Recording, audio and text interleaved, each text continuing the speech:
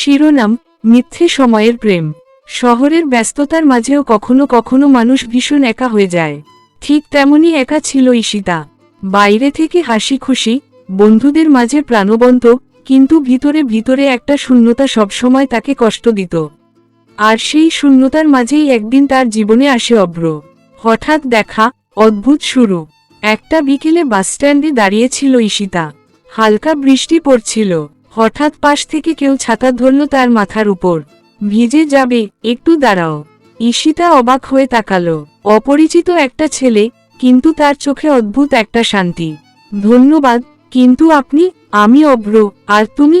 ঈশিতা। এই ছোট্ট পরিচয়টাই ধীরে ধীরে একটা অভ্যাসে পরিণত হলো। কথার ভেতর লুকিয়ে থাকা মায়া। প্রতিদিন কথা, ফোনে ঘন্টার পর ঘন্টা গল্প, ছোট ছোট খেয়াল রাখা, সবকিছুতেই ঈশিতা অনুভব করছিল এক অন্যরকম টান। অভ্র মাঝে মাঝেই বলতো, তুই থাকলে আমার সব দুঃখ ভুলে যাই। এই কথাটাই ঈশিতার মনে ভালোবাসার বীজ বুনে দিয়েছিল। সে ভাবত, এই মানুষটাই তার জন্য। ভালোবাসা, কিন্তু একতরফা। একদিন রাতে সাহস করে ঈশিতা বলেই ফেলল, অভ্র, আমি তোকে ভালোবাসি। কিছুক্ষণ নীরবতা। তারপর অভ্র বলল, তুই খুব ভালো, তুই আমার জীবনে খুব স্পেশাল। এই স্পেশাল কথাটাই ঈশিতা ভালোবাসা ভেবে ভুল করল। অভ্রর আসল গল্প। অভ্রর জীবনে আগে একটা সম্পর্ক ছিল। ভাঙ্গনের পর সে ভীষণ একা হয়ে পড়েছিল। সে আর নতুন করে ভালোবাসতে চাইতো না, কিন্তু একা থাকতে তার ভালো লাগতো না। তখনই ঈশিতা তার জীবনে আসে, একটা শান্তির জায়গা হিসেবে। সে কখনো ভাবেনি ঈশিতা সত্যিই তাকে এতটা ভালোবেসে ফেলবে। ধীরে ধীরে বদলে যাওয়া। কয়েক মাস পর থেকেই অভ্র বদলে যেতে শুরু করল।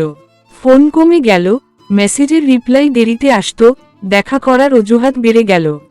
ঈশিতা বুঝতে পারছিল কিছু একটা ঠিক নেই। সেই কঠিন সত্য। একদিন জোর করে দেখা করল ঈশিতা।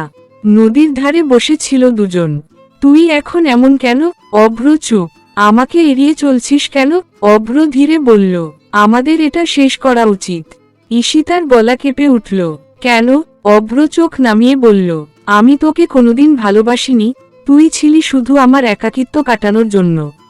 এক মুহূর্তে পৃথিবী থেমে গেল। মানে, আমি শুধু তোর সময় কাটানোর মানুষ ছিলাম? হ্যাঁ। ভেঙে যাওয়ার শব্দ। ঈশিতা হাসার চেষ্টা করল, কিন্তু চোখ দিয়ে জল গড়িয়ে পড়ল। আমি তোকে সত্যি ভালোবেসেছিলাম, অভ্র। অভ্র কিছু বলল না, কারণ তার কাছে এই সম্পর্কটা ছিল সময় কাটানোর, কিন্তু ঈশিতার কাছে ছিল পুরো জীবন। নিজেকে নতুন করে খুঁজে পাওয়া। দিন কেটে গেল। প্রথমে কষ্ট, তারপর নীরবতা, তারপর ধীরে ধীরে নিজেকে গুছিয়ে নেওয়া। ঈশিতা বুঝল, ভালোবাসা কখনো ভিক্ষা করে নিতে হয় না।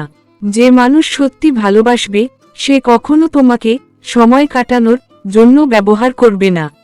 সে নিজের ক্যারিয়ারে মন দিল, নতুন স্বপ্ন দেখতে শুরু করল। শেষ দেখা। একদিন হঠাৎ আবার দেখা অভ্রর সাথে। কেমন আছিস? ভালো আছি। আমি মাঝে মাঝে তোকে মিস করি। ঈশিতা শান্তভাবে বলল, আমি এখন কারো সময় কাটানোর জন্য নেই। অভ্র চুপ করে রইল। শেষ কথা। ঈশিতা এবার জানে, সে কেবল কারো জীবনের ফাঁকা সময় পূরণ করার জন্য জন্মায়নি। সে নিজের জন্য, নিজের ভালোবাসার জন্য বাঁচবে।